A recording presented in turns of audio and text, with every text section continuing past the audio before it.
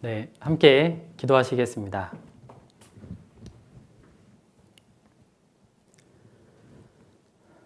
살아계신 우리 아버지 하나님, 우리 영혼을 사랑하셔서 예수 그리스도를 보내주시고 그분의 흘리신 보혈로 우리의 모든 죄를 씻겨주시고 오직 믿음으로 주님의 자녀 삼아주신 아버지의 크신 은혜에 감사드립니다.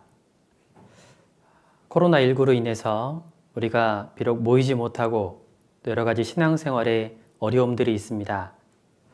하나님께서 허락하신 이 시간 믿음과 소망으로 잘 이겨나갈 수 있도록 도와주시고 우리 중고등부 학생들에게 이 시간이 자신의 믿음을 확증하고 더욱더 주님을 향한 사랑과 또 주님 맞이할 준비를 할 수 있는 귀한 시간이 될 수 있도록 도와주옵소서.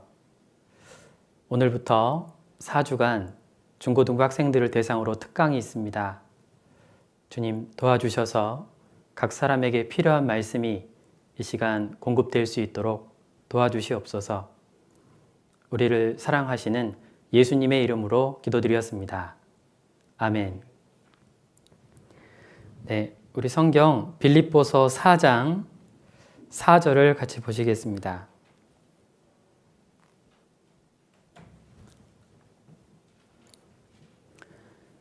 빌립보서 4장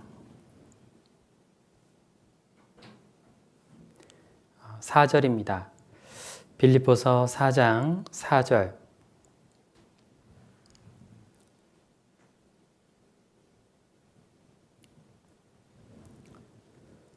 네, 4장 4절 말씀을 제가 읽겠습니다. 주 안에서 항상 기뻐하라. 내가 다시 말하노니 기뻐하라. 네, 오늘부터 매주 토요일 이 동일한 시간 오후 2시부터 해서 1시간 반 정도 중고등부 학생들을 대상으로 특강을 합니다.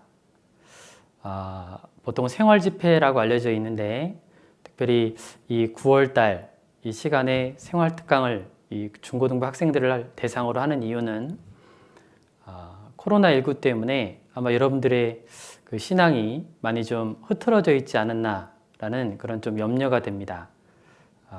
그런데 이 말씀을 통해서 여러분들이 흐트러져 있던 자신의 신앙을 다시 한번 점검하고 그리고 기쁨으로 여러분들의 신앙생활을 이어갔으면 하는 바람으로 이렇게 특강을 준비했습니다. 지금 말씀을 듣고 있는 학생들은 아마 중1, 2 학생들일 텐데요. 이 중1, 2 학생들의 말씀의 큰 주제는 여기 1절에 나와 있는 나의 기쁨이요 입니다. 물론 이 빌립보서 4장 1절에서 나의 기쁨이요 라고 했을 때 이 기쁨, 빌립보에 있는 성도들에게 바울 사도께서 보내는 서신입니다. 자, 그런데 이 동일한 마음이 바로 주님께서 여러분들을 바라보는 시선이라고 생각을 합니다. 하나님께서 보시기에 여러분들은 그 자체, 여러분들의 존재 자체로서 하나님의 기쁨이 되는 거예요. 이 시간과 동일하게 지금 저쪽 본당 중강당에서는 중3부터 고3 학생들을 대상으로 아멘 주 예수여 오시옵소서 라는 주제로 역시 말씀이 이어지고 있습니다.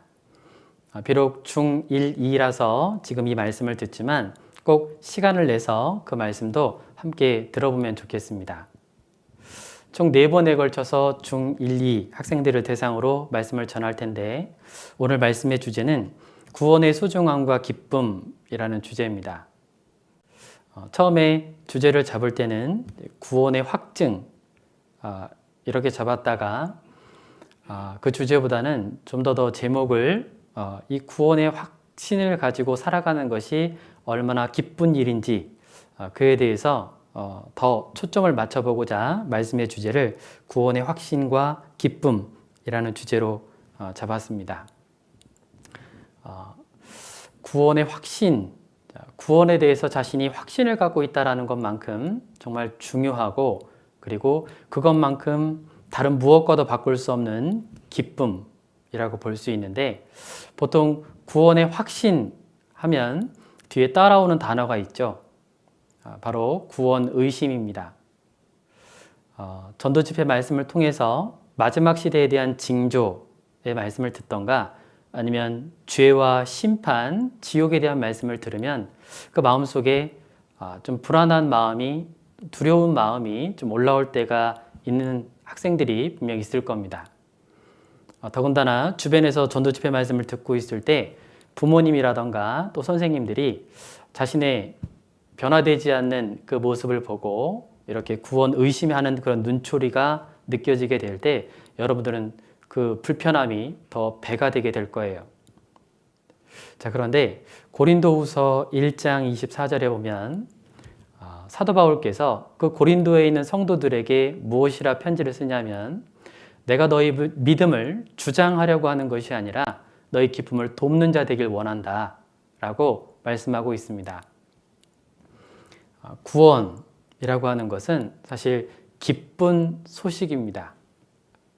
내가 그 구원에 대해서 어떤 마음으로 그 구원이라는 단어를 생각하고 있을까? 그런데 그 구원이라는 그 기쁨의 소식이 모든 사람들에게 미칠 기쁨의 소식이 여러분들에게도 동일하게 기쁨의 소식이 되어야 합니다. 히브리서 2장 3절에 보면 이같이 큰 구원을 등한히 여기면 어찌 피하리요? 라는 말씀이 있습니다. 사실 앞에서 설교하고 있는 설교자인 목사님도 그 구원의 크기에 대해서 얼마만큼이나 알고 있을까? 아마 이 세상에 구원의 크기에 대해서 온전하게 알고 있는 사람은 아마 한 사람도 없을 겁니다. 얼마만큼의 정말 그 구원이 큰 것인지 그건 믿음을 갖게 된 자가 천국문 앞에서 이제 천국에서 영원히 살아가게 될 그날 아마 이 믿음으로 구원을 받아서 주님의 자녀 된다는 것이 얼마나 큰 특권이었고 얼마나 큰 기쁨의 소식이었는지 아마 그때가 되면 알게 될 거예요. 지금은 이 세상에 살고 있는 사람 중에 그 구원이 얼마나 크고 소중한 것이냐를 온전하게 알고 있는 사람은 아마 이 세상에는 없을 겁니다. 자, 구원이 정말로 소중하고 기쁜 소식이다 라고 하고 있는데 그런데 왜 나에게는 그 구원의 소식이 그렇게 큰 기쁨으로 다가오지 않을까? 말씀을 듣고 있는 형제 자매님 중에 자신이 구원받았다, 구원이 정말 기쁜 소식이다 라고 했을 때 나에게는 왜 그렇게 크게 기쁘진 않을까? 이걸 좀 한번 생각해 보겠습니다. 그 첫 번째 이유는 아마도 지금 말씀을 듣고 있는 중1, 2 학생들의 대부분이 부모님에 의해서 어렸을 때부터 계속적으로 말씀을 들어왔고 그리고 거의 자신의 의지와는 관계없이 계속된 말씀 가운데 구원을 받았기 때문일 수 있습니다. 간절히 원하고 정말로 받기를 원하는 그랬던 사람이 구원을 받은 것과 그냥 계속적으로 말씀 듣는 가운데 믿어진 사람 둘 다 분명 물론 천국은 갈 겁니다. 그런데 왜 구원에 대한 기쁨이 나에게 그렇게 크지 않을까를 생각해 보면 그 한 가지를 생각할 수 있습니다. 예를 들어서 여러분들이 아마 원하는 대학이 있을 수 있습니다. 또 원하는 취업, 내가 원할 수 있는 그런 직장이 있을 수 있어요. 그런데 그걸 정말로 간절히 원하다가 합격하게 되었다면 그 기쁨은 정말로 크겠죠. 그리고 또 오랫동안 자신의 질병으로 인해서 투병 생활을 하다가 그 병에서 이제 노임을 받았을 때, 즉 병이 이제 완쾌되었을 때 그 기쁨은 이루 말할 수 없을 겁니다. 오랫동안 자녀를 갖기를 원했던 그런 신혼부부에게 임신의 소식은 무엇과도 바꿀 수도 없는 큰 기쁨의 소식이 되겠죠. 구원도 그와 같을 거라 생각합니다.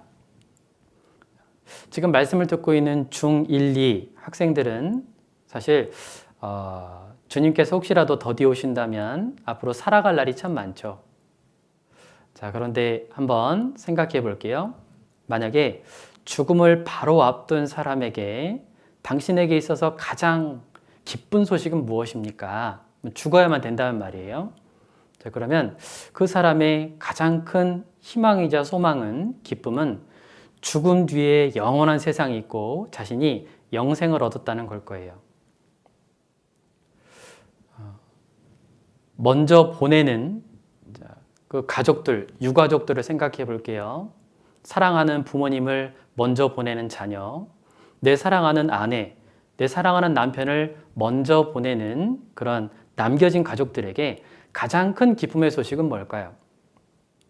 그건 바로 부활 후의 세상에서 영원히 살아가게 될 기쁨의 소식이 아마 어떤 것보다도 기쁨의 소식일 겁니다. 간혹 장례식에 갈 때가 있는데 그 장례식에서 모습은 크게 두 가지입니다. 하나는 불신자의 죽음, 그리고 또 한 가지는 신자의 죽음입니다. 같은 죽음을 맞았지만 불신자의 죽음 앞에서는 사실 어떤 위로도 할 수가 없어요. 그냥 그저 아무런 말 없이 그냥 손만 잡아주거나 그냥 어깨를 툭툭 두드려주고 나올 때가 많습니다. 그런데 신자의 죽음은 다릅니다. 신자의 죽음에서는 먼저 보내는 성도들이 환송식을 해줍니다. 왜냐하면 이제 모든 수고와 슬픔을 그치고 가서 영원토록 편하게 쉬는 거예요. 그리고 영원한 이별이 아니라 다시 만날 소망을 주님께서 우리에게 주셨기 때문에 그때는 기쁨의 잔치가 벌어지게 됩니다. 주님께서 우리에게 베풀어 주신 구원이라는 것이 바로 그런 거예요. 또 한 가지 우리에게 구원의 기쁨, 그것이 작은 이유가 무엇일까? 그 한 가지의 이유를 요한복음 2장에서 찾아보고 싶은데 그 요한복음 2장에 보면 예수님께서 가나의 혼인잔치에 초대되셔서 그 포도주가 떨어졌을 때 그때 예수님께서 물이 포도주로 바꾸는 기적을 행하십니다. 예수님의 첫 번째 기적에서 내가 구원의 기쁨이 그렇게 크지 않은 이유를 거기서 찾아보자면 그건 내가 아직 포도주가 떨어지지 않았기 때문일 거예요. 다른 것으로서 기쁜 것이 있으니까 세상의 것으로서 기뻐하는 것이 너무 많으니까 세상의 즐거움이 참 많으니까 그 죽음 뒤에 영원한 세상에서의 그 영생 그것을 소망하지 않고 그것을 얻게 된 내가 그렇게 기쁨이 크지 않은 거예요. 그리고 세 번째 이유는 내가 구원의 기쁨이 그리 크지 않은 또 한 가지의 이유가 바로 죄 때문이다 라고 할 수 있습니다. 시편 51편에 보면 다윗이 우리아의 아내였던 밧세바를 범하고 나서 이렇게 시를 썼습니다. 주의 구원의 즐거움을 내게 회복시키시고 다윗은 그 죄를 범하고 나서 구원의 기쁨, 구원의 즐거움을 잃어버렸어요. 그러니까 하나님께 기도하는 거예요. 하나님, 저에게 다시 그 주의 구원의 기쁨의 기쁨을 다시 한번 느낄 수 있도록 해주십시오. 죄 가운데 살아가면 그 구원에 대한 기쁨을 주의 구원의 소식이라고 했습니다. 주의 구원의 기쁨의 소식. 그런데 주님께서 그 기쁨을 앗아가시는 거예요. 몇 가지 이유로서 내가 구원의 기쁨, 그것을 크게 느끼지 못한 이유를 한번 생각해 봤습니다. 자, 여기 잠깐 보시면 오늘 말씀을 통해서 함께 생각해 보고자 하는 큰 주제입니다. 구원의 소중함과 기쁨, 그리고 또 한 가지는 천국의 시민권. 하나님께서 주신 천국의 시민권이 얼마나 큰 나에게 주신 특권이고 거기서 누릴 수 있는 것이 무엇인지 그걸 말씀을 통해서 한번 확인해 보고자 합니다. 특별히 전반부에서는 오늘 읽은 말씀에서 항상 기뻐하라 라고 말씀하셨는데 내가 항상 기뻐할 수 있는 그 근원을 어디에서 찾을 것인가 이 문제, 그리고 또 한 가지는 기쁨의 근원이 어디인가, 그리고 마지막으로 그리스도인이 기뻐할 수 있는 이유에 대해서 함께 먼저 생각해 보겠습니다.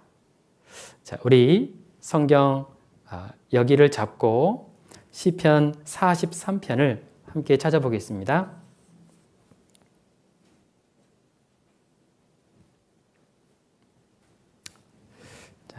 시편 43편 4절입니다. 시편 43편 4절. 네, 제가 읽겠습니다. 그런즉 내가 하나님의 단에 나아가 나의 극락의 하나님께 이르리이다. 하나님이여, 나의 하나님이여, 내가 수금으로 주를 찬양하리이다. 자, 이 말씀해 보니까 하나님을 앞에 수식 어구를 붙여놨는데 극락의 하나님이다 라고 말씀하고 있습니다. 그 앞에 여러 가지 그 시편 43편의 앞절에 보면 지금 이 시편의 기자가 당하고 있는 상황이 어떤 상황이냐면 1절에 보니까 송사를 변호하시며 간사하고 불의한 자에게서 나를 건지소서. 자, 지금 불의한 자들에 의해서 억울한 상황을 맞고 있죠. 그리고 2절에 보니까 어찌하여 나를 버리셨나이까. 지금 하나님께서 자신을 버린 듯한 그런 상황 아래 지금 이 기자가 있어요. 그런데 그 기자가 지금 하나님을 부르고 있습니다. 그 하나님을 무엇이라고 표현했냐면 극락의 하나님이다 라고 표현하고 있습니다. 극락은 보통 불교에서 쓰는 용어이기도 한데 성경에 나와 있는 표현입니다. 극한 즐거움, 최고의 기쁨. 그 최고의 기쁨이 누구에게 속해져 있냐면 하나님에게 속해져 있습니다. 그 하나님에게 속해져 있는데 그 기쁨을 어디에서 극락의 하나님을 찾고 있냐면 하나님의 단에 나아가 나의 극락의 하나님께 이르리이다. 자, 하나님의 단, 이것은 희생 제사가 드려졌던 곳입니다. 짐승의 희생으로 말미암아 죄를 용서받았던, 즉 십자가 아래서 우리가 극락의 하나님을 만날 수 있다는 거예요. 우리의 기쁨의 근원은 사실 세상에서 생각하는 그런 기쁨과는 종류가 다른 것입니다. 여러분들이 느끼고 싶어하는 기쁨, 자, 그것은 성경에서 말씀하시는 그런 기쁨하고는 좀 종류가 다른 거예요. 자, 우리 다시 본문으로 가보겠습니다.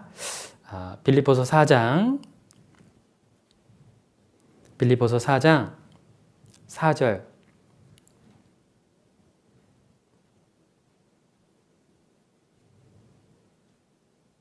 4장 4절 제가 읽겠습니다. 주 안에서 항상 기뻐하라. 내가 다시 말하노니 기뻐하라. 자, 이 지금 바울 사도께서 빌립보에 있는 성도들에게 서신을 보내는데 이 빌립보서에 가장 많이 나와 있는 단어가 있다면 그건 바로 기뻐하라입니다. 16번이 기록되어 있습니다. 그 다음에 나와 있는 단어가 바로 주 안에서, 즉 그리스도 안에서 기뻐하라 라고 이야기합니다. 지금 이 사도 바울께서 빌립보 성도들에게 보내는 서신, 이 서신을 쓰고 있을 때 지금 바울은 어디 있냐면 감옥에 있습니다. 자, 감옥이라는 상황과 기뻐하라 라고 하는 상황이 사실 서로 맞지 않죠. 감옥에 있으면서 언제 죽을지도 모르고 있는 상황에서 기뻐하라 라고 하는 것이 좀 어울리지 않지 않습니까? 그런데 그냥 기뻐하라 라고만 말씀하신 것이 아니라 우리가 기뻐할 수 있는 근원을 주 안에서 라고 한정 짓고 있습니다. 먼저는 우리 말씀을 듣고 있는 중1, 2 형제 자매님들에게 먼저 항상 기뻐해야 할 조건으로 가장 먼저 이야기하고 있는 건 주 안에서 내가 먼저 주 안에 있는가를 먼저 확인하는 것이 필요합니다. 만약에 내가 주 안에 있지 않다면 항상 기뻐하라라고 하시는 말씀이 사실 불가능한 일이에요.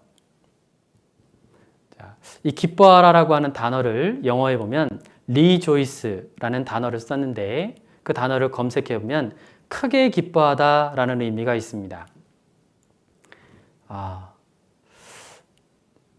몇 주 전에 이 말씀을 특강으로 부탁을 받았습니다. 그런데 그 구원의 기쁨과 소중함, 자, 그것에 대해서 말씀을 묵상하고 준비하면서 내가 처음에 생각했었던 그 기쁨과 성경에서 말씀하시는 기쁨의 종류가 다르구나. 사실 처음에는 조금 많이 부담스러웠습니다. 왜냐하면 여러 가지 어려움들, 신앙생활하면서 겪는 어려움들, 그것으로 인해서 요즘에 그렇게 크게 한박 웃음을 지을 일이 목사님에게는 크게 없었거든요. 자, 그런데 말씀을 준비하면서 다시 한번 이 말씀을 통해서 저는 감동을 얻었습니다. 내 기쁨의 근원을 어디에서 찾으려고 하느냐. 보통 사람들이 생각하는 기쁨이라고 하는 건 쾌락이라는 단어와 어울립니다. 쾌락. 이 쾌락이라고 하는 것은 항상 주위의 어떤 환경에 의해서 자신이 기쁨을 느끼게 되는 거예요. 그러니까 주변 환경이 바뀌게 되면 그러면 그 쾌락도 사라져요. 그 쾌락이라고 하는 것은 세상이 줄 수 있습니다. 그런데 그 쾌락이라고 하는 건 시간이 가면 갈수록 좀 더 큰 자극적인 쾌락을 얻기를 원해요. 여러분들이 즐거워하는, 보통 친구들과 너무 어울려서 막 즐겁게 하고 있는 무엇인가, 그건 점차 더 자극적인 걸 원하게 되어 있습니다. 그리고 그 쾌락의 끝에는 무엇이 있냐면 대부분 약간의 우울함이 뒤에 따라옵니다. 그런데 하나님께서 주시고자 하는 기쁨은 세상이 줄 수 있는 게 아닙니다. 차이가 있는 거예요. 세상이 줄 수 없는 기쁨, 그리고 그건 세상이 줄 수 없기 때문에 세상이 어떻게 바뀌든지 간에, 내 주변을 둘러싸고 있는 환경이 어떻게 바뀌든지 간에 그건 그렇게 변함이 없습니다. 내가 굳이 그것을 찾기 위해서 따라다니지 않아도 되고 굳이 점점 더 강도를 센 그런 자극적인 걸 원하지 않아도 됩니다. 보통 쾌락이라고 하는 건 죄하고 연결되기 마련인데 하나님께서 주시는 기쁨은 그것과는 상관이 없습니다. 항상 기뻐하라 라고 말씀하십니다. 항상 기뻐하라. 우리는 중1, 2니까 그렇게 많이 살진 않았지만 여러분들이 살아봐서 이게 항상 기쁠 수가 없다라는 걸 아마 여러분들이 알 거예요. 도리어 그 반대로 기뻐할 일보다 슬퍼할 일, 걱정할 일, 염려, 근심할 일이 더 많죠. 이 항상 기뻐하라라는 말씀을 생각해 보면 도리어 기쁘지 않을 일들이 살아가면서 생긴다는 거예요. 그렇죠? 그러니까 항상 기뻐하라 그러죠. 역설적이게도 항상 기뻐하라 라는 말씀에서 우리가 항상 기뻐할 수 없는 요소들을 주변에서 많이 찾게 됩니다. 그런데 왜 주님께서는 항상 기뻐하라 라고 명하셨을까요? 그건 기쁨의 근원을 우리가 명확하게 알고 그것을 찾아야 됨을 말씀하고 있는 거예요. 자, 이렇게 생각해 보겠습니다. 자동차를 타고 가는데 여름 같으면 매우 덥죠. 겨울에는 아주 춥습니다. 자, 자동차를 타고 가는데 이 자동차 안에 있으면 자동 온도 조절 이렇게 누르면 추울 때는 히터가 나오고 또 더울 때는 에어컨을 틀어줘서 이 자동차 안은 항상 온도를 일정하게 맞출 수가 있습니다. 시간이 좀 지나고 나면 그것과도 같다는 거예요. 우리가 추 안에 있으면 여러 가지 주변에 어려운 상황들과 나를 슬프게 하고 눈물을 흘리게 만드는 많은 상황들이 있지만 추 안에 있으면 그러면 기쁨의 근원을 찾을 수 있다는 거예요. 물론 예외적으로 자동차 창문을 내리거나 여러분들이 그 자동차 밖을 나가게 되면 또 다른 별개의 문제죠. 그런데 주 안에 있으면 그러면 우리가 항상 기뻐할 수 있습니다. 우리가 기쁨의 근원을 어디에서 찾아야 될까? 그건 바로 예수님에게서 찾아야 됩니다. 자, 여기 잠깐 보세요. 고린도후서 6장 10절 말씀인데 제가 읽어보겠습니다. 근심하는 자 같으나 항상 기뻐하고 가난한 자 같으나 많은 사람을 부유하게 하고 아무것도 없는 자 같으나 모든 것을 가진 자로다. 자, 이게 바로 역설이라고 합니다. 이게 왜 역설이냐면 근심하는 것 같은데 기뻐하고 그리고 가난한 자 같은데 많은 사람을 부유하게 하고 아무것도 없는 자 같은데 모든 것을 가진 자로다. 이게 역설법이에요. 근심하는 자 같은데, 자, 근심하는 자가 아니죠. 근심하는 자처럼 보여지는데 잠깐의 근심은 있을 수 있지만 항상 기뻐하고 가난한 것처럼 보여지는데 많은 사람을 부유하게 해줘요. 그리고 아무것도 없는 자 같은데 모든 것을 가진 자로다. 이게 바로 그리스도인의 역설입니다. 이 말을 세상 사람들에게 가르쳐주면, 믿음이 없는 자에게 가르쳐준다면 이건 도저히 납득할 수 없고 이해할 수 없는 말씀이 되겠죠. 자, 그런데 믿음 있는 우리들은 이 말씀이 이해가 됩니다.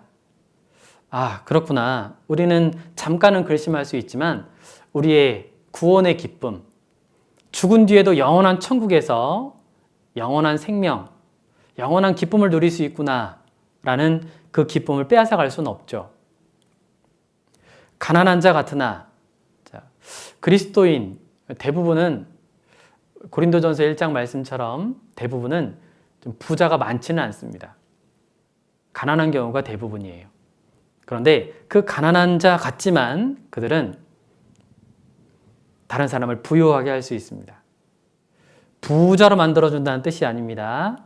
그 마음에 이 세상 것으로는 채울 수 없는 그런 기쁨을 그 안에 채워줄 수 있는 것이 바로 우리 그리스도인입니다. 그리고 아무것도 없는 자 같지만 모든 것을 가진 자로다. 네, 지금은 우리가 아무것도 갖지 않은 자처럼 보여집니다.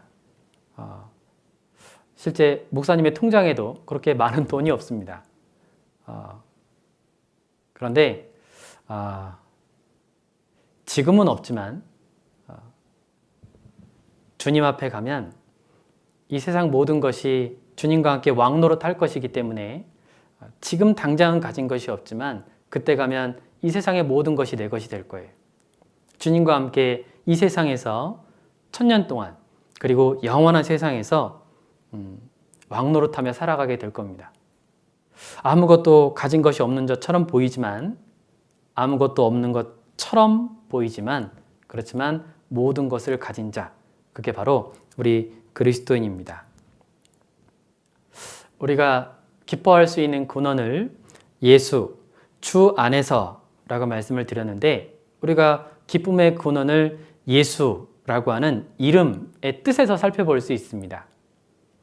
예수님의 이름은 죄에서 구원할 자라는 의미가 있죠. 그리고 예수님의 또 한 가지의 이름이 바로 임마누엘인데 이를 번역한 즉 하나님이 우리와 함께 계시다 함이라. 우리가 기뻐할 수 있는 근거 첫 번째는 바로 예수 그리스도를 통해서 우리가 죄 사함을 얻었다 라고 하는 것이며 그리고 또 한 가지는 바로 하나님이 나와 함께하고 계신다. 이게 바로 우리가 기뻐할 수 있는 근원입니다. 하나님이 나와 함께하고 있다. 혹시 여러분들은 그걸 경험한 적이 있습니까? 그 기쁨은 다른 어떤 걸로 비교할 수 없습니다.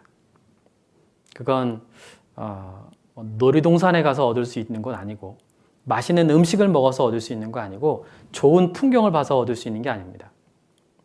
도리어 그 반대로 맛없는 음식이 있고 좀 좋지 않은 환경에 있고 좀 가난하다 할지라도 하나님이 지금 나를 도와주고 계시다 라고 하는 그것을 알게 될 때의 그 기쁨은 사실 어떤 것과도 바꿀 수가 없습니다. 우리 조금 이따도 살펴보겠지만 하나님이 지금 나와 함께하고 있다. 도움자, 성령께서 지금 내 안에 계시며 언제든지 내가 부르짖기라도 하면 언제든지 와서 나를 도와줄 수 있는 그분이 나와 지금 함께하고 있다. 그건 세상의 어떤 것으로서 바꿀 수 없는 그런 큰 기쁨이 됩니다. 우리 성경 하박국 성경을 찾아보겠습니다. 하박국 3장입니다.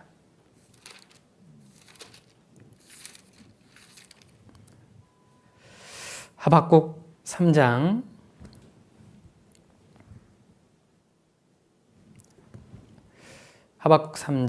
17절입니다.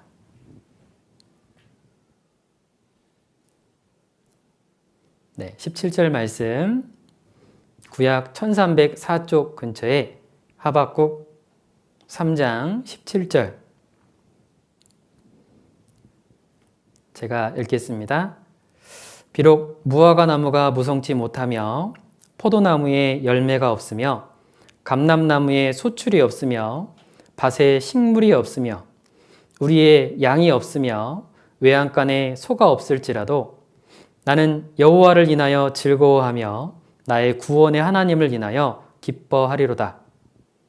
자, 지금 이 하박국 선지자가 이 하박국서를 기록할 당시에 지금 정말 있는 것이 아무것도 없어 보입니다. 지금 무화과 나무가 무성치 못하고 포도나무에 열매가 없고 감람나무에 수출도 없고 밭에 식물도 없고 양떼도 없고 소도 없어요. 자, 보면 인간적으로 보면 참 불쌍한 상태죠. 아무것도 없습니다. 자, 그런데 그가 기뻐할 수 있는 근원을 어디에서 찾고 있냐면 나는 여호와를 인하여 즐거워하며 나의 구원의 하나님을 인하여 기뻐하리로다. 자, 어린아이가 이와 같아요. 이 어린아이들은 아주 갓난 아이 같은 경우에는 처음에는 무엇인가 물건을 이렇게 줄 때가 있습니다. 맛있는 음식을 줄 때가 있어요. 그런데 그 음식들을 먹고 놀 때를 보면 되게 즐거워 보여요. 그런데 만약에 엄마가 주변에 있다가 그 밖을 나가게 되면 이제 이 아이는 앞에 있는 맛있는 음식도 즐거운 놀잇감도 이제 안중에 없습니다. 왜냐하면 자기가 정말 사랑하는 엄마가 없기 때문에 그래요. 반대로 엄마만 있으면 이 아이는 기뻐할 수 있습니다. 말씀을 듣고 있는 여러분들에게도 여러분들의 기쁨의 근원을 어디에서 찾으려고 하는가를 물어보고 싶습니다.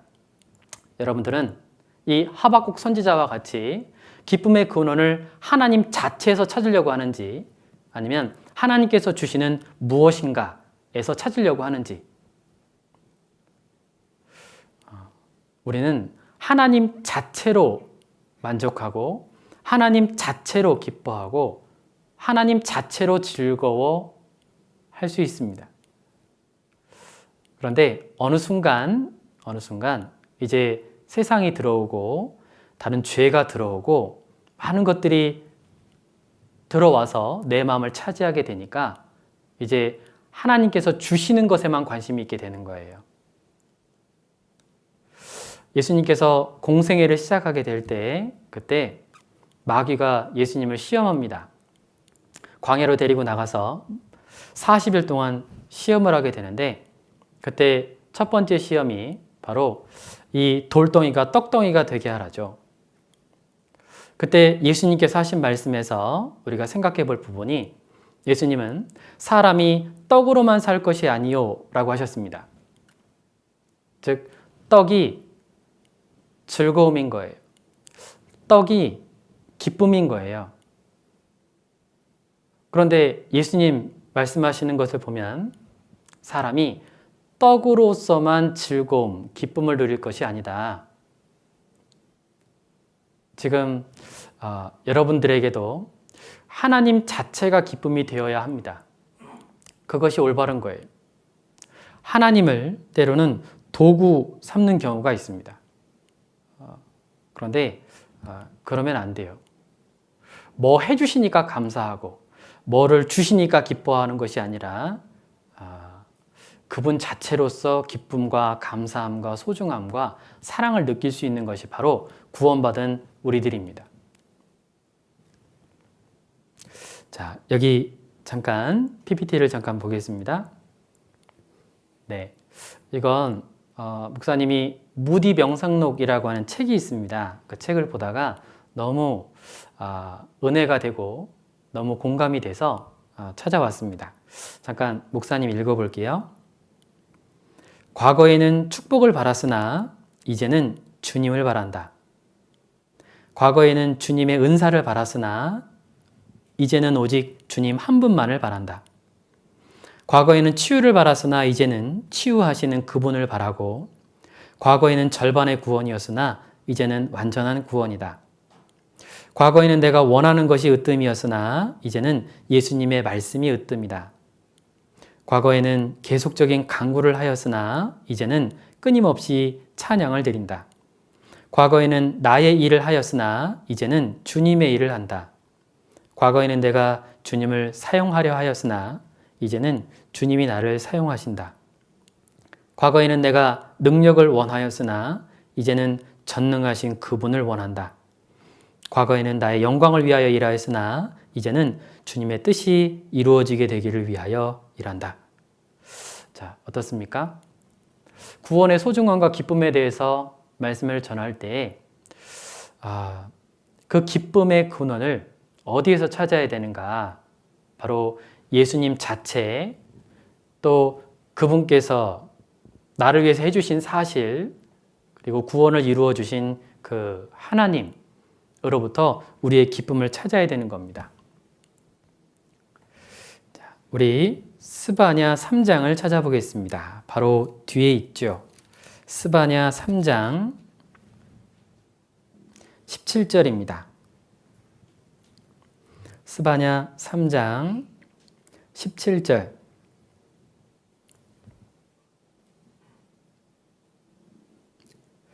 네, 17절 말씀을 같이 읽어보겠습니다.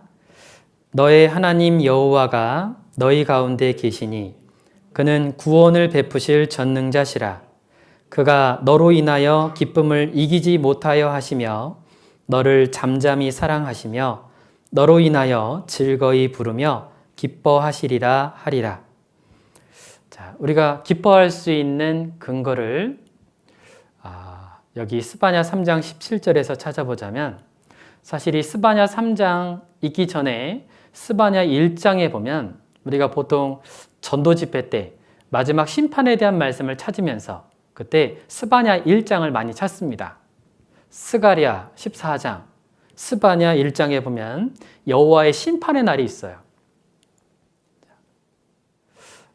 여호와의 날, 하나님께서 심판하시는 그날이 스바냐서 1장에 기록되어 있는데, 그런데 그 뒤에 얼마 지나지 않아서 스바냐 3장에 보니까 하나님께서 우리를 바라보실 때, 구원받은 성도들을 바라볼 때 어떤 모습으로 바라보시냐. 17절에 보니까 너의 하나님 여호와가 너의 가운데 계시니 그는 구원을 베푸실 전능자시라. 하나님이 우리를 언제든지 삶 가운데서도 구원해 주실 수 있는 그 구원자가 바로 여러분들과 함께 하고 있다는 거예요. 철로역정이라고 하는 책에 보면, 요즘에는 애니메이션으로 나왔던데 여러 차례 봤습니다. 책으로도 봤고 또 애니메이션으로 봤는데, 거기에 보면 그 기독도가 천성으로 가는 길에 여러 가지 어려움들을 만나요. 그런데 그 어려움 가운데에서 항상 동행해 주시는, 언제든지 부르면 도와줄 수 있는 그 분께서, 도움자가 함께 항상 따라옵니다. 물론 크리스찬의 눈에 보이진 않아요. 그런데 그가 부르짖을 때 와서 도와줍니다.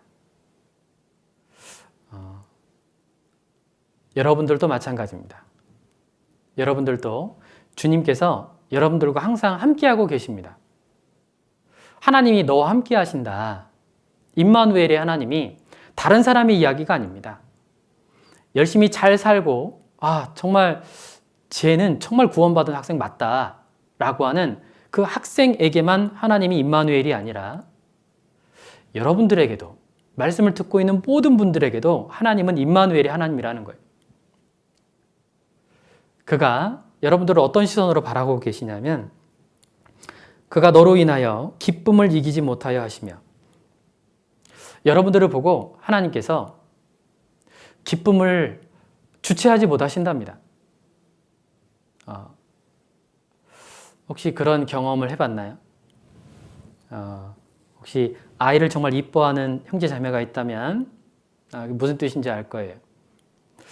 또 좀 비유가 좀 적절치는 않지만 혹시 집에 애완견을 키우거나 또 애완동물을 키우는 학생이 있으면 아이가 그 동물이 너무 사랑스럽잖아요.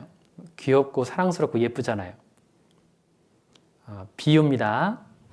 그것처럼 너무 사랑스럽고 너무 예뻐서 어쩔 줄 모르는 상황, 그게 이 표현입니다. 그가 너로 인하여 기쁨을 이기지 못하여 하시며. 하나님이 여러분들을 바라볼 때 때로는 여러분들이 하나님을 근심케 할 수도 있고 죄 가운데 있을 수도 있고 하나님의 말씀과 교제 가운데 때로는 떨어져 있을 수도 있습니다. 하지만 하나님은 그렇다고 해서 여러분들을 버리는 게 아닙니다. 구원받은 자녀는 때로는 하나님의 근심이 될지라도 주님은 항상 여러분들과 동행하고 있어요. 어떤 죄 짓는 장소에 가더라도 여러분들이 문을 잠고 나서 보지 말아야 될 걸 보더라도 주님은 거기 함께하고 계십니다. 너를 잠잠히 사랑하시며, 네, 사랑하시는데 잠잠히 사랑하세요. 너로 인하여 즐거이 부르며 기뻐하시리라. 하나님께서 우리를 바라보실 때 정말 기쁨으로 사랑스러운 눈으로 우리를 바라보고 계시다는 거예요. 우리가 기뻐할 수 있는 근거를 어디에서 찾을까? 바로 하나님의 사랑입니다. 보잘것없고 정말 우주 가운데 살아가고 있는 나, 대한민국 안에서 또 광주시에서 살아가고 있는 나 한 사람, 어쩌면 정말 보잘것없어 보이죠? 그런데 그 나를 하나님이 사랑한다는 거예요. 사람은 사랑받을 때 기쁨을 느낄 수 있습니다. 주님이 여러분들을 사랑하십니다. 그건 체면이 아닙니다. 최면을 거는 게 아니에요. 사실입니다. 하나님이 이 세상을 만드신 것이 사실인 것처럼, 예수님께서 나의 죄를 위해서 죽어주신 것이 사실인 것처럼 하나님께서 여러분들과 함께 동행하고 계시고 여러분들을 정말 기뻐하십니다. 그건 사실이에요. 우리 베드로전서 1장도 함께 찾아보겠습니다. 베드로전서 1장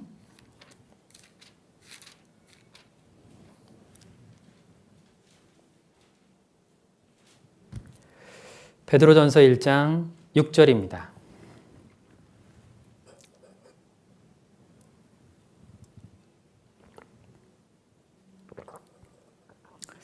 네, 베드로전서 1장 6절부터 제가 읽겠습니다. 그러므로 너희가 이제 여러 가지 시험을 인하여 잠깐 근심하게 되지 않을 수 없었으나 오히려 크게 기뻐하도다. 너희의 믿음의 시련이 불로 연단하여도 없어질 금보다 더 귀하여 예수 그리스도에 나타나실 때에 칭찬과 영광과 존귀를 얻게 하려 함이라. 자, 여기 말씀해 보니까 너희가 여러 가지 시험 때문에 잠깐 근심하게 되지 않을 수 없었으나, 잠깐 근심할 수는 있다는 거예요. 그런데 그 뒤에 보니까 다시 한번 크게 기뻐한다 라고 하고 있죠. 시험과 크게 기쁨 사이에 잠깐의 근심은 있을 수도 있어요. 자, 그 시험을 그 밑에 7절에 보니까 믿음의 시련, 주님께서 허락하시는 시험이 있습니다. 믿음의 시련이 있어요. 자, 그런데 그 시험과 믿음의 시련은 결국 우리에게 무엇을 주시기 위함이냐면 칭찬과 영광과 존귀함을 얻게 하시려고 우리에게 주시는 겁니다. 우리에게 만약 아무런 시험도 없다면, 아무런 연단할 수 있는 것도 없다면, 아무런 죄의 유혹도 없다면, 그러면 우리에게 돌아올 영광, 우리에게 돌아올 상급, 그런 것들이 없을 거예요.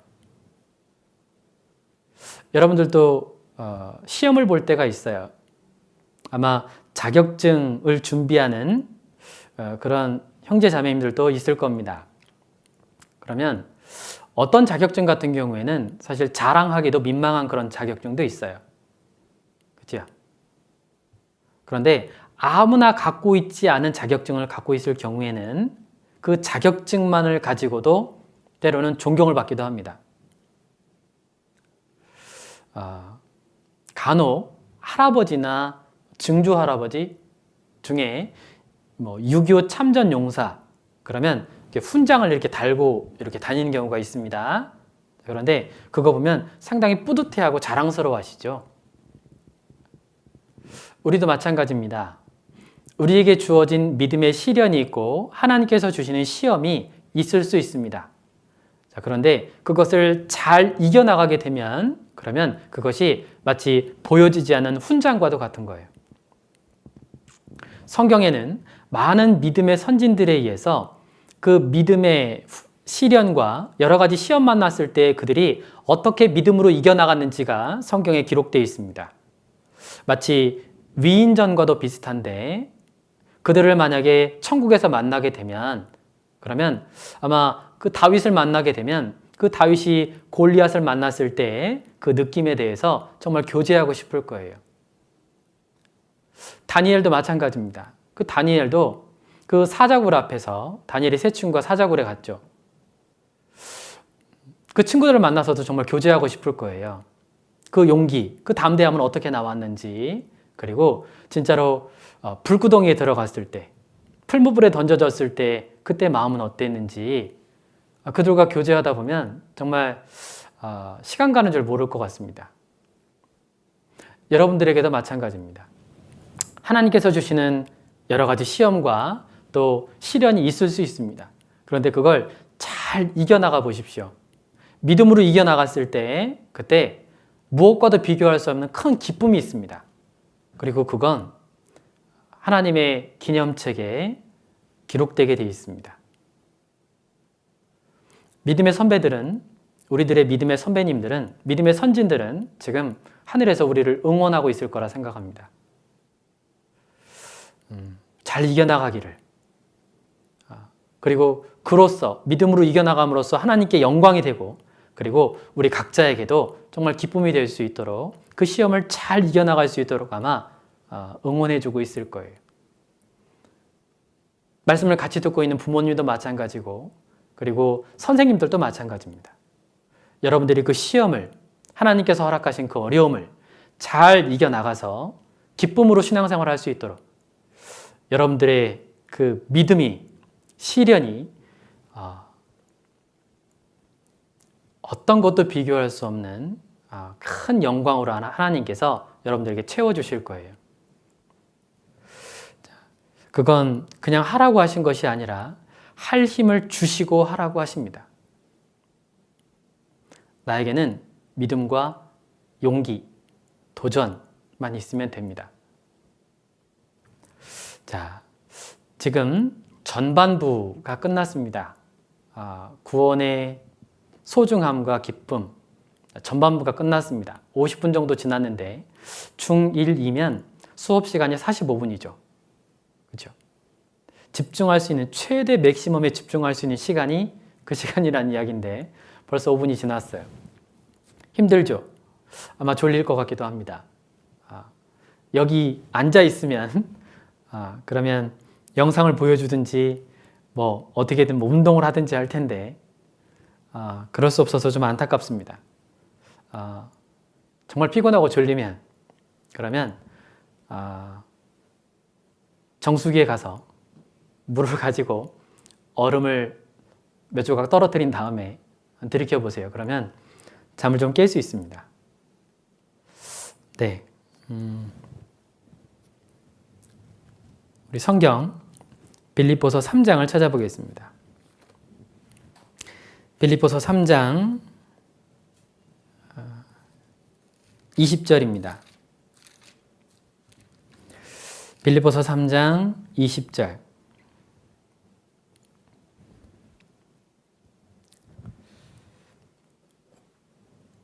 빌립보서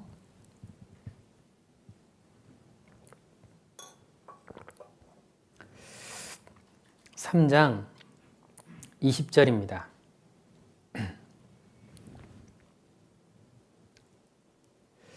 빌립보서 3장 20절.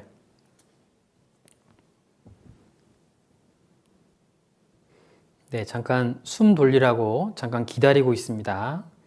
빌립보서 3장 20절. 네, 20절. 제가 읽겠습니다. 오직 우리의 시민권은 하늘에 있는지라. 거기로서 구원하는 자, 곧 주 예수 그리스도를 기다리노니. 자, 지금 이 빌립보 3장에 보니까 우리의 시민권이 지금 하늘에 있다라고 빌립보 성도들을 위로하고 있습니다.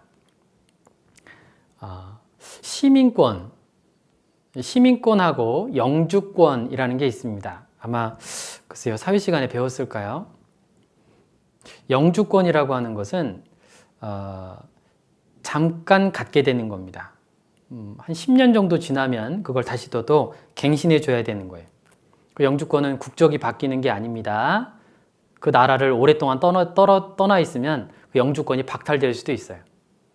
그런데 지금 읽은 이 시민권은 아예 국적이 바뀌어버리는 겁니다. 예를 들어서 내가 미국의 시민권을 얻으면 그러면 내가 이제 한국인이 아니라 미국인이 되는 거예요. 내 외형은 바뀌지 않지만 내 권리가 이제는 미국의 시민이 되는 거예요. 그건 몇 년 지난다고 갱신하지 않아도 되고 그게 박탈될 일도 없습니다. 어느 나라에 내가 가든지 간에 나는 이제 미국인이 되는 거예요. 자, 이게 시민권입니다. 그 당시에 이 빌립보라고 하는 지역에 로마 시민권자들이 꽤 많았답니다. 물론 로마의 속국이긴 했지만 이 빌립보 지역에 퇴역한 군인들이 많이 살았대요. 로마에서 군인 생활을 하다가 퇴역을 해서 빌립보 지역에 사는 거예요. 그러다 보니까 이제 로마 시민권을 갖고 있습니다. 그들에게는 특별한 자부심이 있었어요. 나는 로마 시민이다. 그 당시에 전 유럽을 제패했던 로마, 모든 길은 로마로 통한다고 했을 때 그 로마의 시민권 자체가 그들에게는 큰 어떤 자부심이었던 거죠. 자, 그것을 예를 들어서 이제 사도 바울께서 말씀하시는 거예요. 우리가 비록 이 땅에 살고 있지만 우리의 시민권은 이 땅에 있는 게 아니다. 우리의 시민권은 하늘에 있다. 너희들이 빌립보에 있는 성도들이 로마의 시민권을 가진 것을 자부심을 갖는 것처럼 특권을 누리는 것처럼 우리는 하늘의 시민으로서 이 땅에서 소망과 자부심을 가지고 살아야 된다라고 지금 이 빌립보 성도들에게 그걸 말씀하고 있는 겁니다. 여기 잠깐 보면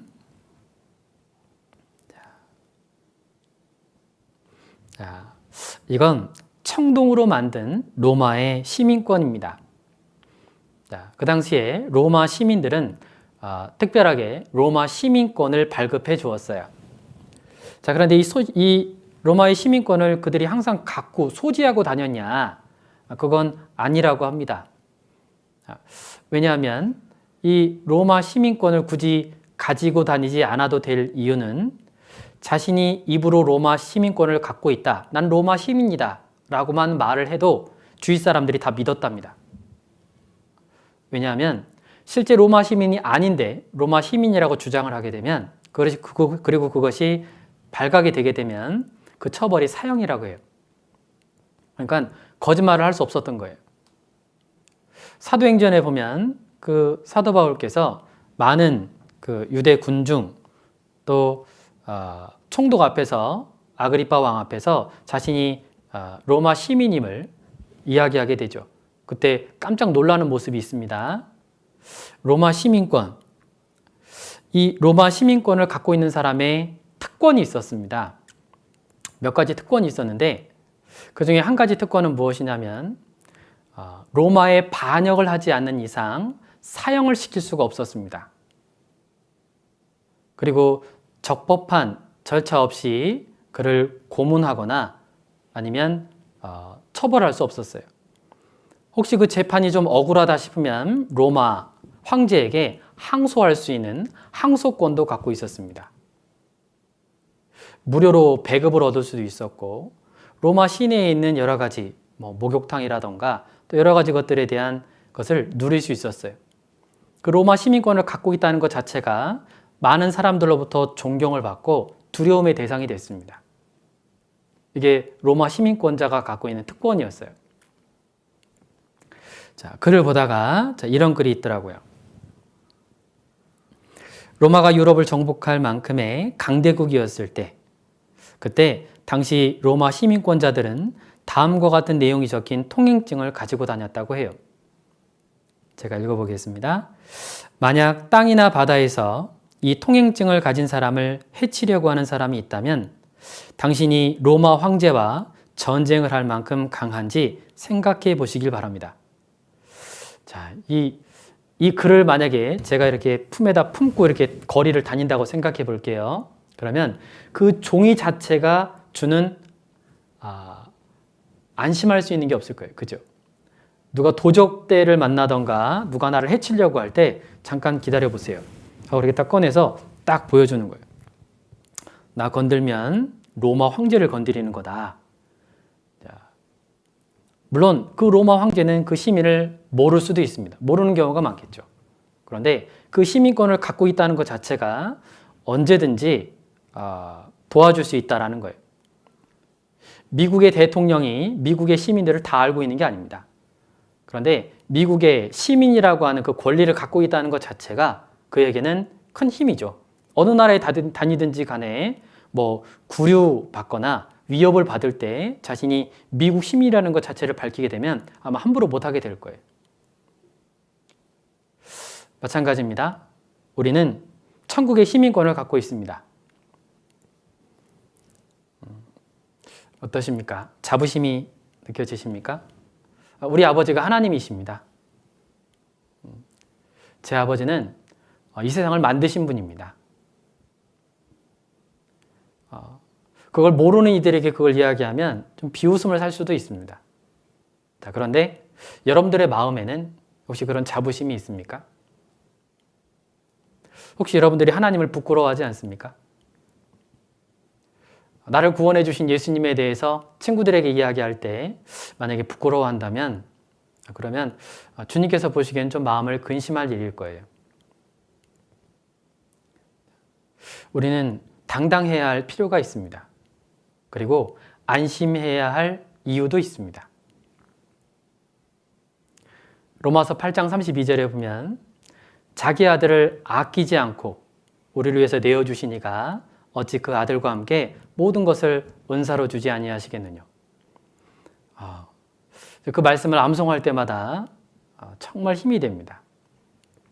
위로가 되고 기쁨이 되고 그리고 두려운 상황에서도 용기를 얻어요. 왜냐하면 자기 아들을 아끼지 않고 내어주셨거든요. 우리는 그걸 믿잖아요. 하나님께서 자기 아들 독생자를 내어주셨습니다. 우리를 위해서, 나를 위해서 내어주셨어요. 그런데 어찌 모든 것을 그 아들과 함께 은사로 주지 아니하시겠느냐. 이 말씀은 뭐든지 원하는 대로 다 주겠다라는 의미는 아닙니다. 다만 나에게 지금 주어진 것이 가장 적합하다라는 거예요. 나에게 지금 처해져 있는 상황이, 내가 지금 만나고 있는 친구들이, 나와 지금 같이 살고 있는 가족이, 내 지금 건강이, 내 외모가, 이 모든 것들이 나에게 지금 가장 좋기 때문에 하나님께서 주셨다라는 믿음을 이 말씀을 통해서 얻을 수 있습니다. 모든 것을 다 아시며 모든 것을 주실 수 있는 하나님께서 나에게 왜 안 주실까요? 왜 기도에 대한 응답을 지체하고 계실까요? 그건 지금 이 상황이 나에게 가장 좋기 때문입니다. 하나님의 자녀다, 내가 구원받았다 라고 하는 것의 특권이 거기에 있습니다. 하물며 로마 시민권자들도 이렇게 자부심, 자랑 삼아서 그걸 갖고 다녔을 텐데, 그런데 우리는 천국의 시민으로서 얼마만큼 자부심과 그걸 자랑 삼는지 모르겠습니다. 전도할 때 그 전도라고 하는 것을 또 다른 생각으로 해보면 전도라고 하는 건 이를테면 자랑과도 같습니다. 물론 다른 부류의 자랑이죠. 나를 내세우려는 자랑이 아니라 하나님을 드러내려고 하는 자랑인 거예요. 나 천국 갈 수 있다. 나 이 세상을 만드신 하나님께서 나와 지금 함께하고 계시며 나의 보호자가 되어주신다. 나에게 가장 좋은 길로 보여주시고 그 길로 이끌어 주시며 위험한 상황에서도 언제든지 도움자가 되어주신다. 이것이 얼마만큼의 큰 기쁨과 위로가 될까요? 그걸 자랑하는 것이 이를테면 전도인 겁니다. 자, 우리 히브리서 11장을 찾아보겠습니다. 히브리서 11장 13절입니다. 히브리서 11장 13절.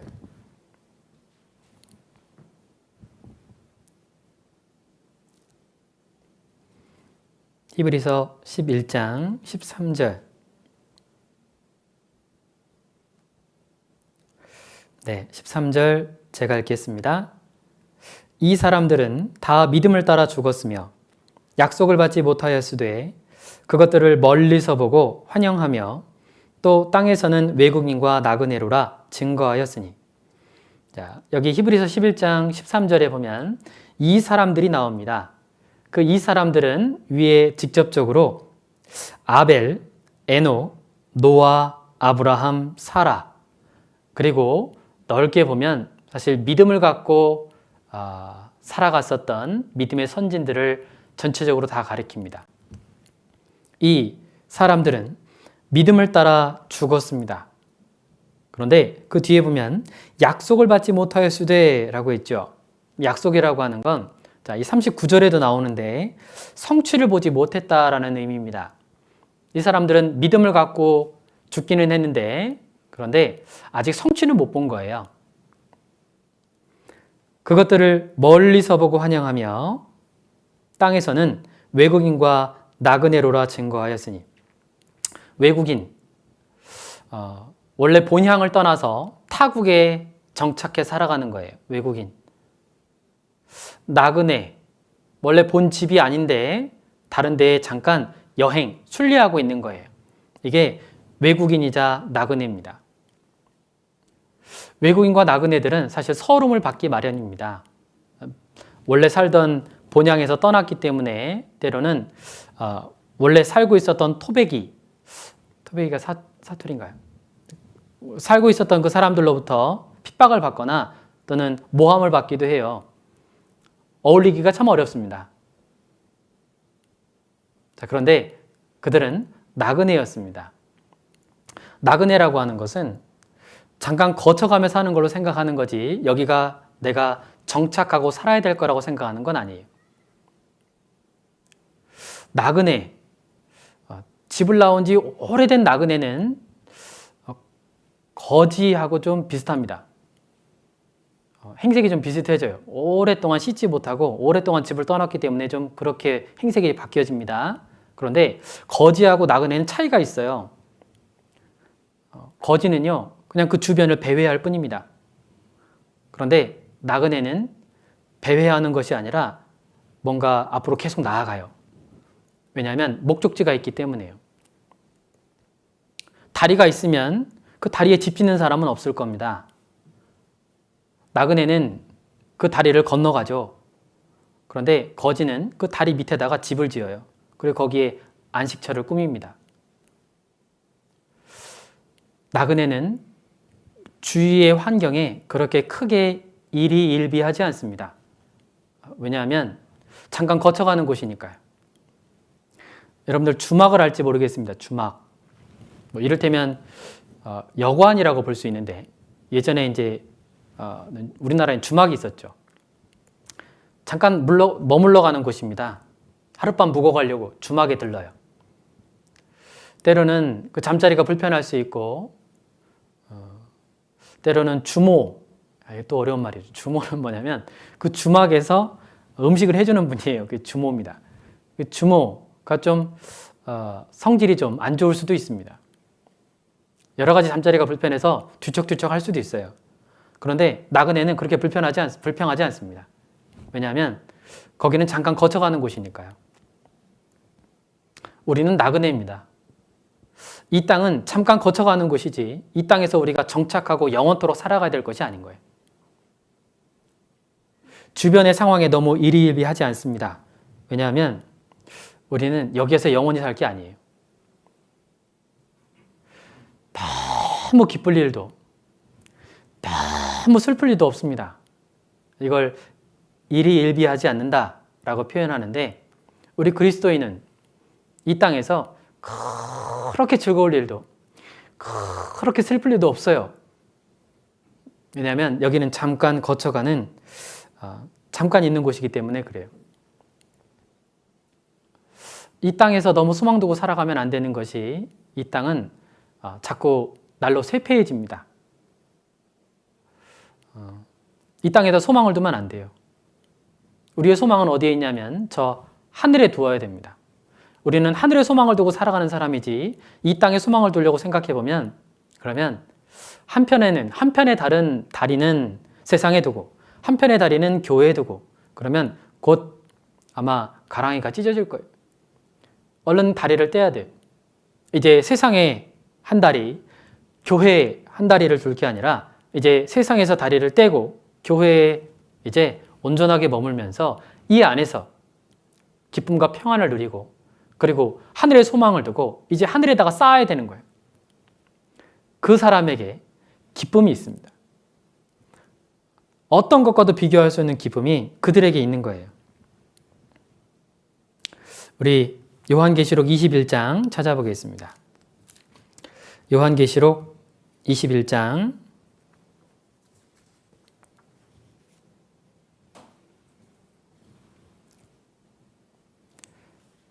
요한계시록 21장 4절입니다.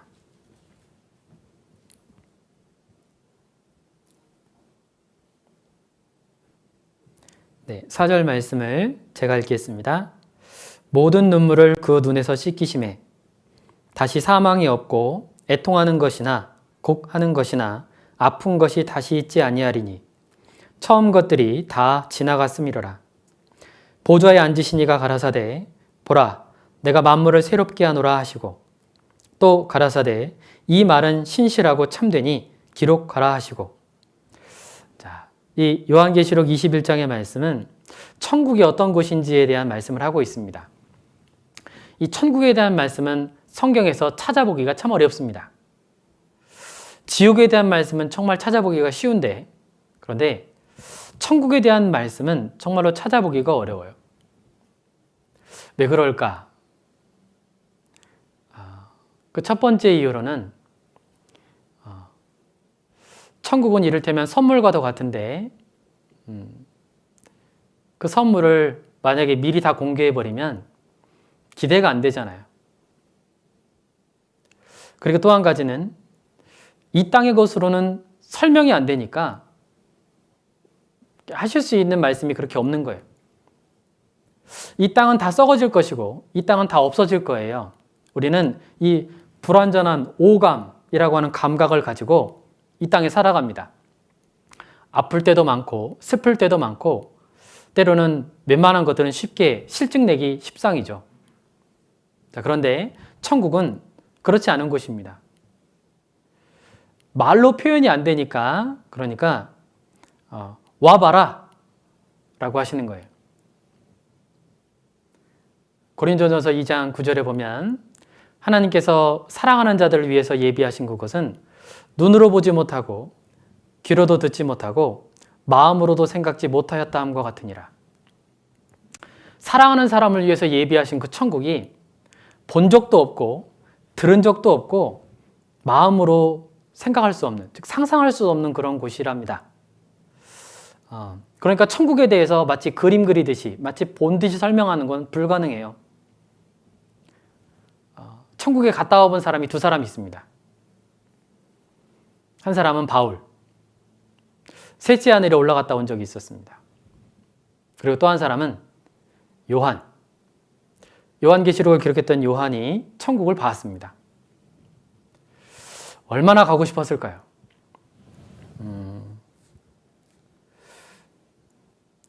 사도 바울께서도 종종 서신을 통해서 그런 표현을 합니다. 내가 지금 빨리 가고 싶은데, 그런데 너희를 위해서 이 땅에 남아있는 것이 너희에게 좋다. 우리가 천국을 한순간만이라도 보고 올 수 있다면, 그러면 아마 이 땅에 살고 싶은 마음이 아마 전혀 없을 거예요. 그러겠죠. 천국이 얼마나 좋은 곳이냐.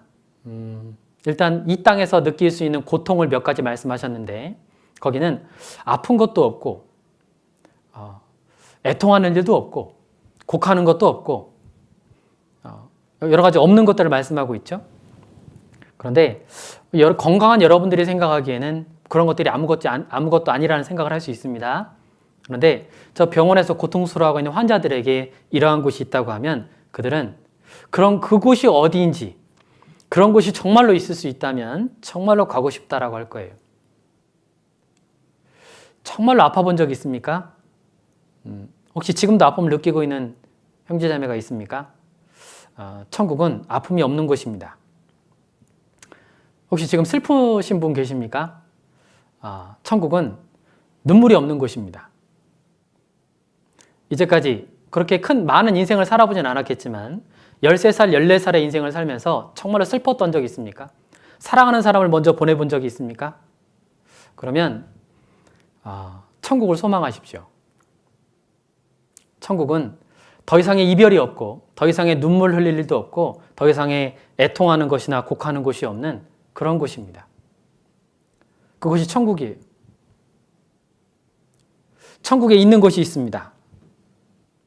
영원한 기쁨과 즐거움. 저도 어렸을 때 그런 생각한 적이 있는데 요즘에도 그런 것을 생각하는 분들이 계세요. 간혹 상담을 하다 보면 그런 분들을 만납니다. 천국 가면 정말 지루할 것 같아요. 왜냐하면 천국에 가면 게임기가 있기를 하겠어요. 천국에 가면 무슨 놀이기구가 있기를 하겠어요.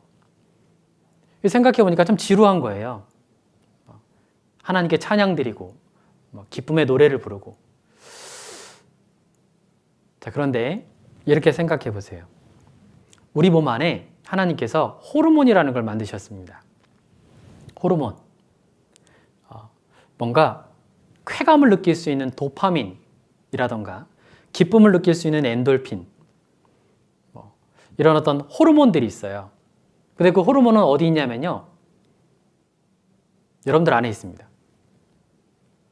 없던 게 생기는 게 아닙니다. 원래 있었어요. 그런데 그게 어떤 활동을 할 때 나오는 거예요. 물론 그래서는 안 되지만 외부에도 그런 물질들이 있습니다. 보통 환각물질이라고 불러지죠. 마약. 때려도 아프지 않고요. 극심한 고통, 질병의 고통이 있는데 한 대 맞으면 안 아파요. 자, 그런 물질들을 만들어 놓으신 하나님이라면 무엇인가 해서 기쁜 것이 아니라 그냥 그 자체로 기쁜 거예요. 즐거울 수 있다라는 거예요. 하나님께서 그런 물질들을 내 안에 그리고 내 몸 밖에다 만들어 두심으로 그러한 것이 있다라는 걸 가르쳐 주시는 겁니다. 천국에는 영원한 기쁨과 즐거움이 있습니다. 여러분들이 할머니와 할아버지가 아니기 때문에 좀 이해할 수 없을 수도 있는데, 할머니, 할아버지가 손주를 봅니다. 막 갓 태어난 손주들을 봐요. 그러면 손주가 뭘 해서 행복한 게 아닙니다. 그냥 그 손주 자체가 기쁘고 즐겁고 행복하고 사랑스럽고 막 그런 거잖아요. 뭐 해서 그런 게 아니에요. 할머니 입에 뭐 넣어주신 것도 아니고 아이와 뭔가 행동하는 게 아닙니다. 그냥 지켜보고 바라만 보고 있어도 행복하고 사랑스럽고 기쁜 거예요. 세상 모든 것을 얻은 것 같은 기쁨을 느끼게 되는 거죠. 사랑스러운 존재와 함께 영원토록 살 수 있는 곳, 그것이 바로 천국입니다. 예수님께서 내 아버지 집에 거할 곳이 많도다. 내가 처소를 예비하러 간다. 라고 요한복음에 말씀하고 있습니다. 가서 우리 사랑하는 자들을 위해서 예비하신 그곳, 이 땅도 어찌 보면 정말 아름답지 않습니까? 간혹 바다 구경을 가던가 좋은 산책 구경을 할 때 자연 만물의 아름다움을 보게 되잖아요. 그런데 천국은 고린도전서 2장 9절 말씀대로 눈으로 보지 못했던 것, 귀로 듣지 못했던 것, 상상하지도 못했던 그런 즐거움이 있는 곳. 그곳에 우리가 가게 됩니다. 빠르면 얼마 안 있다 볼 분도 있고, 주님 혹시라도 더디 오시면 좀 있다 볼 수도 있는데, 확실한 건 거기로 확실하게 갑니다. 그러니까 이 땅에 있는 일들로 인해서 너무 미련 갖지 말고, 소망 갖지 말고, 이 땅에다 너무 투자하지 말고 하늘에 투자하십시오. 우리 성경 빌립보서 1장을 찾아보겠습니다. 빌립보서 1장 23절입니다. 빌립보서 1장 23절.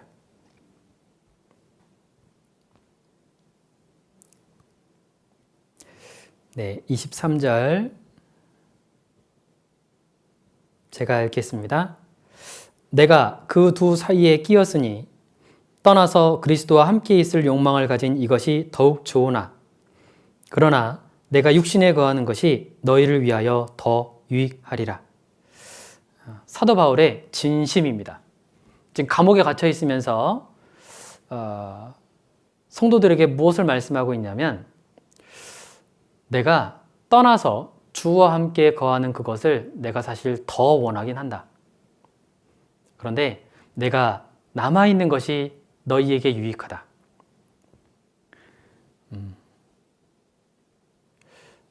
지금 이 당시에 사도 바울께서는 이 땅에 살고 싶은 마음 사실 없었어요. 서신서를 읽어보면 그걸 느낄 수 있습니다. 살고 싶은 마음이 없었어요. 빨리 주님께 가고 싶었어요. 이를테면 죽고 싶었다는 거죠. 고통스러워서 빨리 그냥 세상이 끝나버렸으면 좋겠다는 그런 의미가 아니라 빨리 주님과 함께 그 셋째 하늘에서 영원토록 함께 살고 싶었던 그런 마음이 있었던 거예요. 이 천국이 어떠한 곳이냐면 루시퍼가 탐내던 자리였습니다. 얼마나 좋은 곳이었는지 자기 아들을 그렇게 고통스럽게 십자가에 매달아서 많은 사람들이 믿고 올 수 있도록 하게 한 자리입니다. 얼마나 좋은 곳이면 자기 아들을 내어주셨겠습니까? 예레미야 같은 사람은 평생 결혼도 하지 못하고 정말 고생스럽게 살다가 거의 정말 수십 년의 평생을 그렇게 살아갑니다. 젊었을 때부터 멍에를 메어서 정말 오해받고 핍박받고 정말 고통스럽게 살아요. 그런데 예레미야에게 그런 삶을 하나님께서 허락하셨어요. 왜냐하면 천국이 정말로 좋은 곳이니까요. 성경에는 다 기록되어 있지 않은 그런 순교자들이 있습니다. 때로는 화형을 당하기도 하고 짐승의 밥이 되기도 하고 때로는 돌에 맞아 죽기도 하고 천국이 얼마나 좋은 곳일까? 얼마나 좋은 곳이냐면 하나님께서 사랑하시는 자녀들이 돌에 맞거나 목이 잘리거나 사자밥이 되는 것도 허락하실 만큼 천국은 좋은 곳입니다. 상상할 수가 없죠. 그런 곳이에요. 천국이 그런 곳입니다. 주님께서 우리에게 준비하신 그 천국이 그와 같은 곳이에요. 한 구절만 더 보겠습니다. 요한계시록 22장 요한계시록 22장 12절입니다.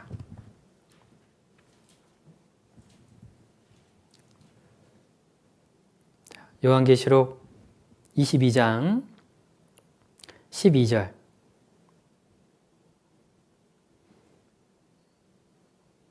네, 제가 읽겠습니다. 보라, 내가 속히 오리니 내가 줄 상이 4개 있어 각 사람에게 그의 일한 대로 갚아주리라. 거의 성경의 마지막에 요한계시록 그 중에 마지막 장인 22장에 내가 속히 오리니 내게 줄 상이 내게 있어 각 사람의 일한 대로 갚아주리라. 우리는 천국에 소망을 두고 천국에 투자하며 사는 사람들입니다. 우리는 천국이 있다는 걸 믿는 사람들이에요. 진짜로 믿는다면 그러면 그곳에 투자하며 살겠죠. 왜냐하면 그건 없어질 것이 아니라 영원한 상급이기 때문에 그래요. C.S. 루이스라는 그런 신학자가 있습니다. 그가 왜 그리스도인들이 이렇게 힘을 잃고 세상 사람들처럼 살아가는가? 그건 내세에 대해서 생각하는 것을 그쳤기 때문이다 라고 자신의 책에 저술하고 있습니다. 내세를 생각해야 됩니다. 내세를 생각하지 않고 자꾸 이 땅에서 살아가게 될 미래만을 자꾸 준비하다 보면 그러면 세상 사람들처럼 살아요. 구원의 기쁨은 온데간데 없고 구원의 소중함도 크게 느끼지 못하고 천국 시민으로서 누릴 수 있는 특권이 분명 있음에도 불구하고 그 특권을 누리지 못하고 살아간다는 거예요. 우리는 잠깐의 고난을 받을 수 있습니다. 잠깐의 시험을 받을 수도 있고 잠깐 어려운 상황 가운데 놓여 있을 수도 있지만 명심하셔야 됩니다. 하나님이 함께하고 계십니다. 언제든지 여러분들이 부르면 도와주실 수 있는 분이 바로 나와 함께 하신다는 거예요. 그런 특권을 우리가 지금 누리고 있습니다. 우리가 지금은 비록 초라한 육신을 이렇게 입고 있지만 언젠가 영광스러운 부활의 몸을 입게 될 겁니다. 우리가 지금은 고난 갖고 핍박받고 있지만 장래에는 분명 영광을 누리게 될 거예요. 이게 구원받은 사람의 특권입니다.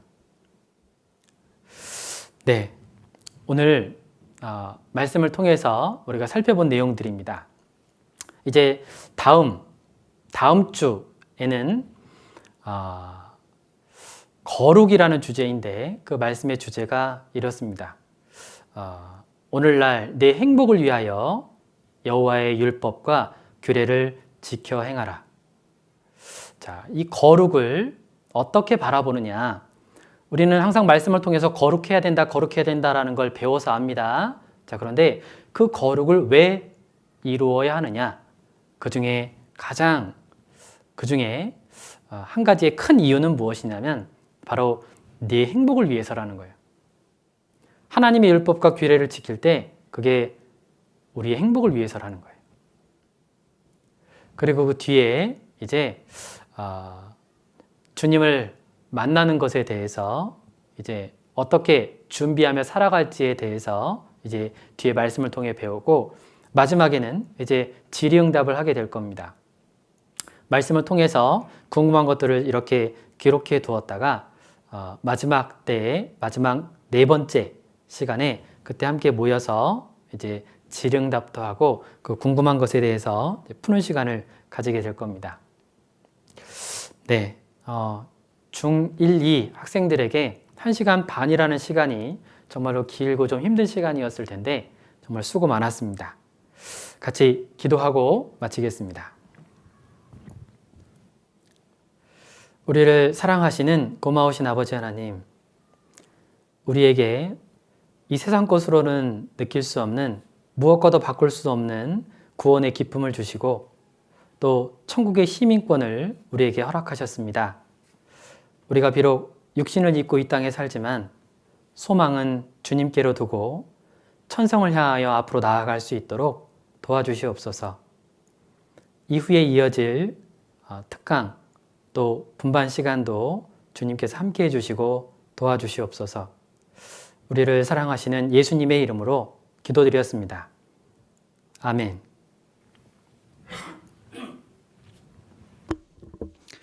예, 형제자매들 안녕하십니까?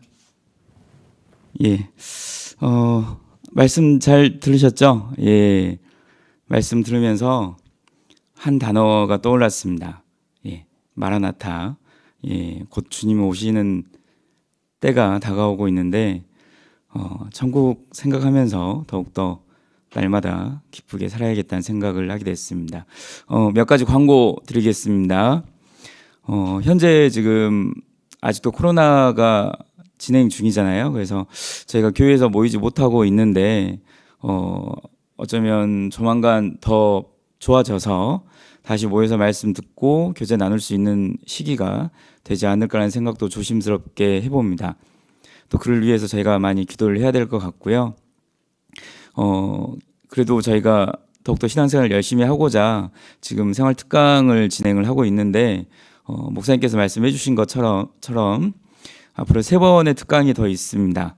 4주간 진행이 되고요. 명절이 있는 주는 진행이 안 되고, 그래서 총 3번 이제 더 남았는데 마지막까지 끝까지 함께 참여해 주시고 많은 은혜와 힘을 얻으셨으면 좋겠습니다. 그리고 저희가 온라인으로 교제를 계속 하고 있는데요. 특히 이제 주일 아침에 저희가 주일 말씀 있기 전에 각 학년별로 교제를 나누고 있습니다. 그 교제에 꾸준히 참여하고 계시는 형제님들도 계시고, 또한 개인적인 사정상 또 참여하지 못하시는 분들도 계시는 것 같은데 꼭 참여하셔서 함께 더 주님께서 주시는 은혜와 또한 위로와 힘을 많이 느끼셨으면 좋겠습니다. 내일 오전에도 각 학년별로 정해진 시간에 정해진 방법으로 함께 교제 나누니까요. 꼭 잊지 마시고 참여해 주시면 좋겠습니다. 그리고 마지막으로 저희가 지금 9월과 10월 중순까지 해서 생활 특강이 있는데, 저희가 생활 특강 들으면서 받은 힘을 가지고 또한 다시 전도하는 데 힘을 더 많이 내보려고 합니다. 그래서 10월 말부터 저희가 주말 전도 집회가 예정이 되어 있습니다. 일단 날짜가 예정이 되어 있고, 지금 또 준비하시는 분들께서는 함께 기도로서 함께 준비하고 계시고요. 우리 중고등부 형제 자매님들께서도 지난번 하계 수양회와 또한 그 전에 저희가 중고등부 집회에서 경험을 하셨던 것처럼 상황에 따라서 온라인으로 진행될 수도 있고, 또한 교회에 오셔서 직접 말씀을 들으실 수도 있습니다. 더욱더 저희가 기도해야 될 것이 무엇인가 생각을 함께 해보시면서 전도회를 위해서 이제 한 달 조금 넘게 남았거든요. 10월 말부터 해서 2주간 진행이 되니까 주말 집회로, 그래서 기도 가운데서 함께 준비해 주시고 또한 마음 모아 주시고 또한 전도할 영혼들 기억하셔서 또한 인도해 주셨으면 좋겠습니다. 오늘 말씀 듣느라 고생 많으셨고요. 오늘 이 시간은 여기까지 마치겠습니다. 분방교제 시간 갖도록 하겠습니다. 수고하셨습니다.